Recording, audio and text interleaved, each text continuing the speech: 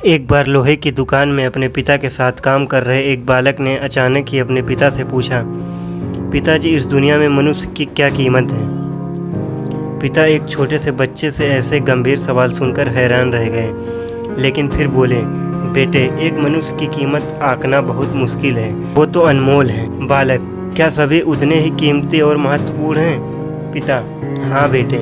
बालक कुछ समझा नहीं। उसने फिर सवाल किए, तो फिर इस दुनिया में कोई गरीब तो कोई अमीर क्यों है? किसी का कम सम्मान किसी का ज़्यादा क्यों किया जाता है? सवाल सुनकर पिता कुछ देर शांत रहे और फिर बालक से भंडार कक्ष में पड़ी एक लोहे की छड़ लाने को कहा।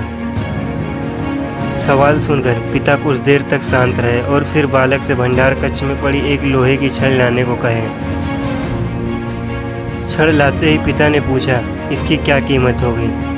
बालक, 200 रुपये। पिता, अगर मैं इसके बहुत छोटे छोटे कील बना दूं तो इसकी क्या कीमत हो जाएगी? बालक कुछ देर सोचकर बोला, तब तो ये महंगा बिकेगा, लगभग 1000 रुपये का। पिता, अगर इस लोहे से घड़ी के बहुत सारे स्प्रिंग बना दूं तो? बालक कुछ देर गणना करता रहा और फिर एकदम से उत्साहित होकर बोला, तब तो इसकी कीमत बहुत ज़्यादा हो जाएगी। फिर पिता उसे समझाते हुए बोले, ठीक इसी तरह मनुष्य की कीमत इसमें नहीं है कि अभी वो क्या है, बल्कि इसमें है कि वो अपने आप को क्या बना सकता है। बालक अपने पिता की बात समझ चुका था। दोस्तों, हमें चाहिए कि हम खुद पर विश्वास न उठने दें और इस जीवन में आने वाली हर कठिनाइयों पर डटकर सामना करें।